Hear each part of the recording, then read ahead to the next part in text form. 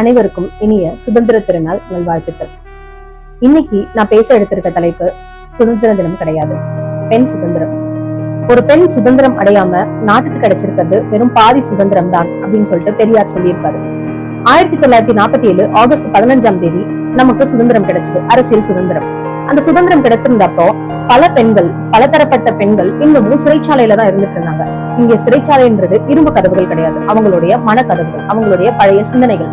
பண்டைய காலத்துல கணியன் பூங்குன்றனார், ஔவையார் போன்ற பெண்மணிகள் அரசியல், இலக்கியம், வரலாறு, போர்க்களம், அறிவியல் அப்படின்ட்டு எல்லாத்திலுமே சிறந்து விளங்கிட்டு இருந்தாங்க. இடைப்பட்ட காலத்துல பெண்கள் அடிக்கோடுகள் என்ற பெயர்ல அடிக்கட்டுல மாறிட்டாங்க.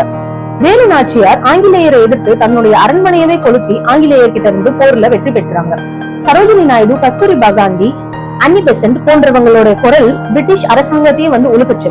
இவங்க எல்லாரோட எண்ணமும் நம்ம அரசியல் சுதந்திரம் பெற்றப்ப என்னவா இருந்திருக்கும் அப்படின்னா, இனிமேல் பெண்கள் தங்களோட உரிமையோடு சுதந்திரமா வாழ்வாங்க அப்படின்ட்டு. ஆனா 78 சுதந்திரம் பெற்று 78 ஆண்டுகள் கழித்தும் இன்னமும் பெண்களின் சுதந்திரம், ஆடை தட்டுப்பாடு, தடைப்பட்ட பாதை, தள்ளுபடி சம்பளம், தவறான பார்வை அப்படின்ட்டு இதை நோக்கிதான் இருந்துகிட்டு இருக்கு.